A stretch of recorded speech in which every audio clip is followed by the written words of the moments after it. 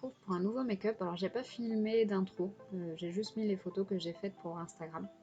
C'était plus simple de faire comme ça. Du coup, j'ai commencé par appliquer des pigments qui viennent de chez Makeup Revolution. C'est des pigments que j'ai dilués avec de l'aquacil, toujours de chez Makeup Revolution. Alors non, c'est Makeup Pro Revolution, je crois. Ça reste toujours de la même gamme, hein, mais il me semble que c'est légèrement plus pigmenté que les Révolutions classiques. Du coup, là, j'ai utilisé le Lemon Yellow et l'Ocean Blue. Et vous avez vu, quand je les mélange entre eux, le vert se crée tout seul. C'est vraiment des produits qui sont faciles à travailler.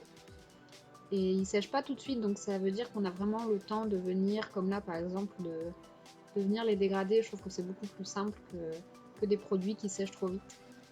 Donc moi, je me sers des pigments comme base en fait. Ça va permettre au fard à paupières d'accrocher directement, d'avoir une bonne pigmentation et d'avoir une meilleure tenue.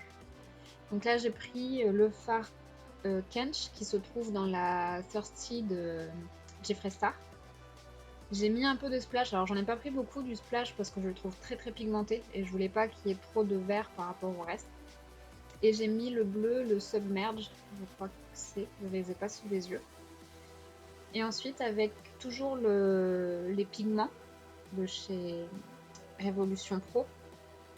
Celui-ci, c'est le Royal Purple. Et en fait, je suis venue délimiter ma forme, en fait, tout simplement. Alors, je prends bien le temps quand même de tracer une ligne qui soit propre, qui soit droite. Et après, je l'applique un peu partout sur ma paupière, tout en gardant le centre clair.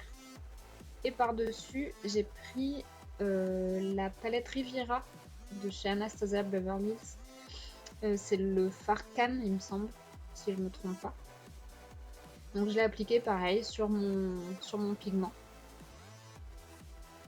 Ensuite, j'ai pris, vous savez, il y a toujours Révolution. Je trouve que cette vidéo, elle devrait être exclusivement Révolution Makeup, mais ils ont sorti le Cut Crease Canvas. Donc j'ai pris ça en teinte halo et je l'ai posé sur le centre de ma paupière. Et par-dessus, j'ai posé Inheritance, il me semble, toujours de la palette Riviera.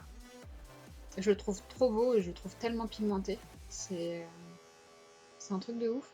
Et pareil pour la paupière, n'importe quoi. Pour ma partie inférieure de mon œil, j'ai reporté en fait le canvas et le itinérance au milieu de mon œil. Et je l'ai dégradé avec le fard Bahamas, toujours de la Riviera. Je sais pas si vous avez vu, mais juste en dessous de mon arcade sourcilière, j'ai posé l'itinérance, le reste de mon pinceau en fait. Je l'ai appliqué juste en dessous de mon sourcil pour donner un petit peu plus de lumière. Et avec un fin, très très fin pinceau, je suis venue tracer un liner. C'est avec les pigments poudre de chez Revolution Makeup toujours. Et c'est la teinte Sainte. Je les trouve trop bien mélangés avec de l'aquacil. Je les trouve trop facile à travailler. Puis ça donne toujours un petit plus au niveau du regard. Bon, là, j'ai fait mon eyeliner classique avec l'Aqua Black de chez Makeup Forever. Et toujours mélangé avec de l'aquacil. Je trouve que pour tout ce qui est pommade, donc que ce soit l'aquacil ou encore les pigments pommades de chez Revolution Makeup, je trouve que c'est plus facile à travailler quand on les utilise pas secs en fait. Ils glissent, ils sont plus pigmentés. Bon, moi j'adore. Avec le pigment Ocean Blue, je suis venue tracer un petit trait de liner en dessous de mon liner noir pour donner un petit coup de peps au maquillage. Et ensuite, avec toujours les pigments, en fait, le Royal et le Burgundy Red. Red. On appréciera mon accent anglais.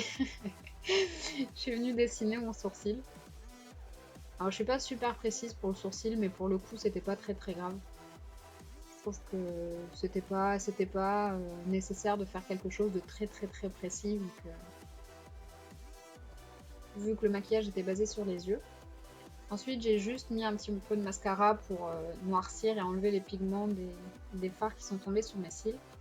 Et j'ai appliqué les faux cils qui viennent de chez Action. Alors j'en avais déjà essayé, je les avais détestés parce que ils étaient trop durs à poser, trop rigides, trop tout en fait. Et finalement, j'en ai repris et j'ai apprécié les travailler.